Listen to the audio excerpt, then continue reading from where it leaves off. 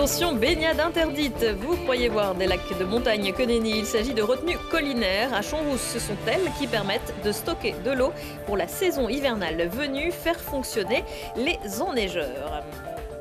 Depuis une dizaine d'années, la métropole organise 2 fois par an les forums Je crée ma boîte pour sensibiliser à la création d'entreprises et informer les créateurs sur les dispositifs d'aide et d'accompagnement existants pour faciliter leur parcours. Et puis à la fin de ce JT, interview de Jean-Philippe Lecouf, directeur exécutif adjoint d'Europol et ancien patron de la gendarmerie en Isère, qui participe ces jours-ci à Grenoble à un colloque défense et sécurité européenne. Bonsoir à tous, ravi de vous retrouver dans ce JT du vendredi 22 octobre 2021. Du lundi au vendredi à partir de 18h, l'essentiel de l'actualité du Grand Grenoble. Qu'est-ce qui se passe? C'est le retour de la tradition du ski à la Toussaint aux Deux Alpes. Du 23 octobre au 7 novembre, le glacier ouvre à tous. Pour prendre les remontées mécaniques, le masque suffit pour l'instant, que vous soyez skieur, piéton ou vététiste. Ailleurs, dans les Alpes iséroises, d'autres stations se préparent à accueillir leurs premiers visiteurs, mais pas avant le mois de décembre. Pour se prémunir des aléas climatiques, toutes les stations, ou presque, font aujourd'hui appel à la neige de culture, pendant indispensable les retenues collinaires, comme à Champs-Rousse. Lina Badreddine.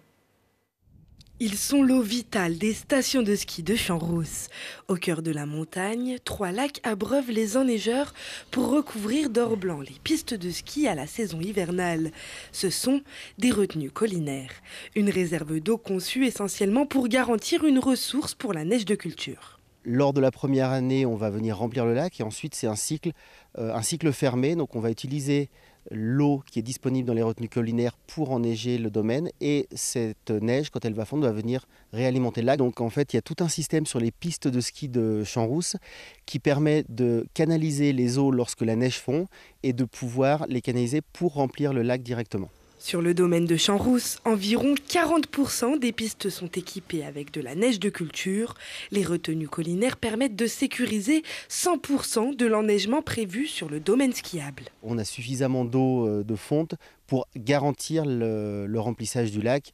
On a même un excédent d'eau, c'est-à-dire qu'on ne récupère qu'une partie des eaux de fonte. Le reste est restitué sur les cours d'eau du domaine. Ce sont des salles de pompage accolées aux retenues collinaires qui permettent de capter l'eau et la redistribuer sur l'ensemble du réseau d'enneigement. Les retenues collinaires permettent aussi l'été d'approvisionner les abreuvoirs qui sont utilisés par les agriculteurs du domaine skiable, d'appuyer le réseau d'eau courante, de faire des réserves d'eau en cas d'incendie et même, dans certains cas, à faire de l'hydroélectricité. Elles deviennent aussi un véritable lieu de loisirs une fois les derniers flocons fondus. On a 3 retenues collinaires au sein de la station de Champs-Rousse et on a un projet de diversification autour de ces 3 retenues sur 3 thématiques. Donc celle derrière nous, on est plutôt sur la thématique sport-sensation avec un cap de wakeboard, un bol de skateboard le plus haut d'Europe ou encore un projet de water jump. Sur la retenue collinaire de Roche-Béranger, on est sur une thématique plutôt expérimentation, découverte, bien-être avec des jeux d'eau pour les enfants, des transats, un espace vraiment détente. Et pour finir, la retenue collinaire des Vallons qui sera plus une retenue, on va dire, naturelle, où là l'objectif c'est de travailler sur l'axe bivouac et pêche. La baignade, elle, en revanche, est interdite faute de surveillance et pour éviter la pollution des lacs. Mais contentons-nous déjà de pouvoir glisser sur cette eau en été comme en hiver. Et Champs-Rousse qui prévoit d'ouvrir son domaine skiable le 4 décembre. Le tribunal administratif de Grenoble suspend l'arrêté municipal de la ville concernant Place aux enfants qui a organisé une piétonnisation autour de 15 écoles depuis la rentrée.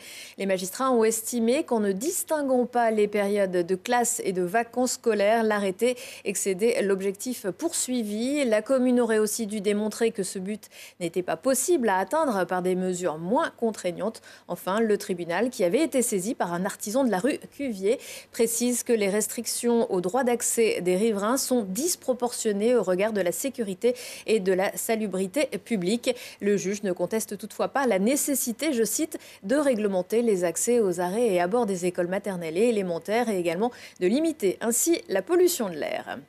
Vous avez une idée et l'envie de créer votre entreprise. Chaque année, Grenoble-Alpes Métropole organise l'événement Je crée ma boîte dans les salons du Stade des Alpes. La métro qui en 2021 a investi 650 000 € dans les dispositifs d'appui à la création d'activités.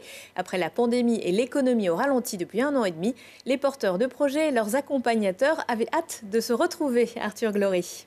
Véritable speed dating de l'entreprise, le forum Je crée ma boîte est de retour pour conseiller les jeunes entrepreneurs isérois. Il permet alors aux porteurs de projets de rencontrer sur un même lieu un ensemble de structures qui peuvent les aider à concrétiser leurs ambitions. Un coup d'accélérateur pour un grand nombre d'entre eux. Colline, on a le projet d'ouvrir une épicerie locale dans l'agglomération grenobloise. Là, on est dans le tout démarrage, le tout début du projet. Et voilà, on fait le plein d'informations, de conseils auprès des acteurs de l'entrepreneuriat à Grenoble. Oui, c'est intéressant de parler avec les acteurs de l'entrepreneuriat, d'avoir des témoignages aussi de créateurs d'entreprises qui ont réussi. Donc oui, on repart avec pas mal d'informations intéressantes. Ouais. Au programme, rencontres avec des professionnels de l'accompagnement et du financement ou encore des conférences pour choisir le bon plan de développement. À la fin de la journée, les meilleures idées sont récompensées par un chèque de 300 € et surtout avec la certitude d'un projet solide. C'est alors une évaluation au cas par cas qui est mise en place pour réussir au mieux. Au niveau de l'orientation, en fait, on va les orienter vers les structures les plus adaptées selon la maturité en fait, de leur projet et du besoin qu'ils ont, de la spécificité qu'il peut y avoir, si c'est un projet plutôt un artisan, plutôt quelqu'un qui est dans une activité de freelance, formation, dans le domaine de l'audiovisuel ou autre. Cette édition aura accueilli une centaine de personnes. Tous ne sont pas au même stade, mais ont maintenant les clés en main pour devenir les entrepreneurs de demain. La métropole accompagne aussi le reste de l'année les créateurs et repreneurs d'entreprises du territoire sur le site jecrée.lamétro.fr. Henri Bell, président de la communauté de communes du Grésivaudan, est l'invité du QG Politique cette semaine. Le premier vice-président du SMAG est revenu avec Thibault Leduc sur les grands projets du syndicat mixte des mobilités de l'aire grenobloise, notamment le câble entre Fontaine et Saint-Martin-le-Vénoux.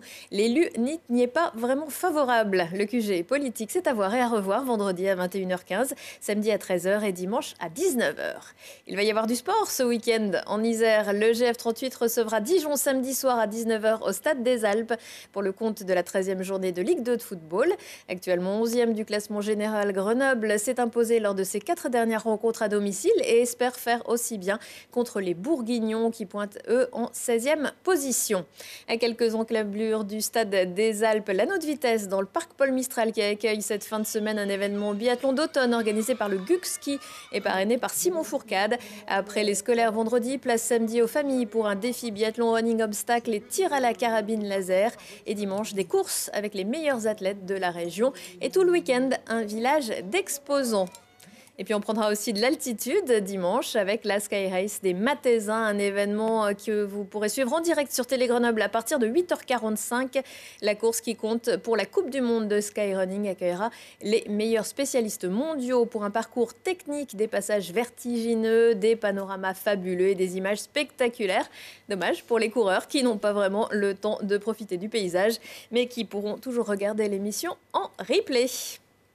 Durant 2 jours, la crème de la défense et de la sécurité européenne se retrouve à l'auditorium du musée de Grenoble pour un colloque. Parmi les intervenants, le directeur exécutif adjoint d'Europol chargé des opérations, Jean-Philippe Lecouf. Bonsoir.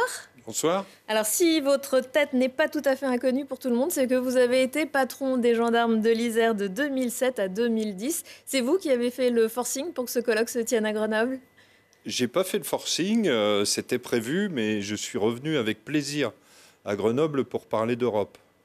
C'est quoi Europol ? Vous avez pris vos fonctions le 1er mai 2021 ? Alors oui, Europol, c'est l'agence européenne de police. C'est une agence donc de l'Union européenne qui est chargée d'appuyer les investigations des forces de police, de gendarmerie et des douanes des 27 pays de l'État membre dans leurs investigations à partir du moment où elles ont une dimension internationale, c'est-à-dire qu'elles concernent au moins 2 des pays de l'Union européenne. Cette agence se situe aux Pays-Bas ? Absolument. L'agence a son quartier général à La Haye, aux Pays-Bas. C'est donc là que nous travaillons. Et le concept, c'est que ce sont les officiers de liaison de ces 27 pays membres de l'Union européenne qui viennent à La Haye, où il y a des bureaux de liaison. Il y a d'ailleurs près de 250 officiers de liaison qui viennent non seulement des 27 pays européens, mais aussi en tout d'à peu près 50 pays. Par exemple, les États-Unis ont jusqu'à 30 officiers de liaison à Europol, à La Haye. Et ça facilite évidemment les relations et la mise en commun et ça permet de fluidifier la coopération internationale, ce qui aujourd'hui est absolument central parce que comme le crime organisé en particulier, le terrorisme ou la cybercriminalité sont des phénomènes mondiaux, internationaux, eh ben, il faut que les cyberpoliciers, gendarmes, les policiers, les gendarmes de tous les pays aussi travaillent au niveau international. Vous le disiez, la cybercriminalité, c'est un de vos gros dossiers. Oui, la cybercriminalité est indubitablement en haut de l'agenda. Ça va du faux mail qu'on va recevoir d'un cousin africain qui va nous demander de l'aide à l'attaque d'hôpitaux, par exemple. Absolument, la cybercriminalité, elle a un champ très très large, un champ d'attaque d'ailleurs qui s'est élargi avec le confinement, puisque tout le monde était chez soi sur les réseaux. Et puis je crois que nos concitoyens savent bien qu'ils sont tous victimes de ce genre de mails qu'on va recevoir. Heureusement, les gens se font de moins en moins prendre parce que c'est parfois grossier, mais il y a encore des choses qui sont très bien faites. Et puis on a aussi tout ce système de rançongiciel, ransomware en anglais, c'est-à-dire que en fait, des cyberdélinquants bloquent les données ou les systèmes d'information d'un hôpital, d'une collectivité territoriale ou d'une entreprise et demandent une rançon pour débloquer ces systèmes. Quand c'est arrivé, on a été un petit peu pris au dépourvu. Aujourd'hui, ça va mieux. On arrive à les arrêter ? Alors, on réussit à les arrêter. On a surtout besoin de la collaboration de tout le monde. Il ne faut surtout pas payer dans ces cas-là. Il faut évidemment avoir une bonne hygiène informatique, c'est-à-dire être sûr de son système, avoir des backups, comme on dit, c'est-à-dire des sauvegardes de ses données. Il faut aussi s'être bien organisé. Et quand les pirates arrivent à vous bloquer le système, il faut évidemment immédiatement essayer d'en appeler aux forces de l'ordre, aux cyberpoliciers, aux cybergendarmes qui sont maintenant très très massivement déployés sur le territoire. Ne pas payer de rançon et puis faire usage des données qu'on a pu conserver ailleurs pour relancer son activité économique. Mais c'est une véritable plaie. C'est d'ailleurs tout en haut de l'agenda entre l'Union européenne et les États-Unis pour lutter contre ce phénomène. La criminalité internationale, elle s'organise aussi évidemment autour du trafic de drogue. Le trafic de drogue, c'est toujours je dirais, le très haut de la criminalité organisée. Est-ce que ça permet de trouver de l'argent, en fait ? Absolument. C'est une activité qui est extrêmement lucrative, mais qui est aussi extrêmement dangereuse. Europol contribue à tout un tas d'enquêtes. Dans les 2 dernières années, on a fait des saisies de stupéfiants absolument considérables, de cocaïne qui arrive d'Amérique du Sud, d'héroïne qui arrive plutôt de l'Est, ou de drogues de synthèse qui sont fabriquées sur le territoire européen. Tous les 4 ans, un rapport sur l'état des lieux de la criminalité en Europe. Les nouvelles tendances, c'est ça ou il y a encore des choses qui émergent ? Il y a encore des choses qui émergent. Le dernier de ces rapports sur l'état de la menace de la criminalité organisée vers l'Europe est sorti en 2021, au mois de mai dernier. Il est téléchargeable d'ailleurs sur le site d'Europol que j'invite tout le monde à visiter.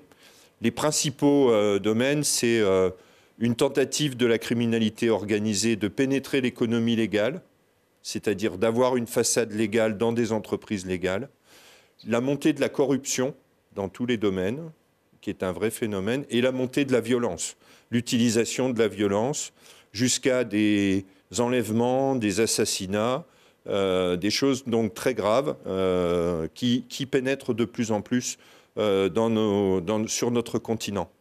Dernière petite question très très rapide, ça vous manque pas Grenoble ? Ça me manque, mais c'est pour ça que j'y reviens. Merci beaucoup Jean-Philippe Lecouf. 2 petites idées de sortie pour terminer. D'abord au Théâtre en Rond de Sassenage samedi soir. C'est Les As, un spectacle de clown entre rire et poésie à partir de 7 ans. Et puis dans le cadre d'Octobre Rose, un spectacle de Zumba complété par un concert de Houssine, finaliste à la Star Academy. Tous les bénéfices seront reversés à l'association Arago. Et c'est samedi soir à la salle du Bresson au Touvet. Voilà, retour de l'actu à 19h, 20h et 21h et en replay sur télégrenoble.net. Belle soirée et bon week-end à tous.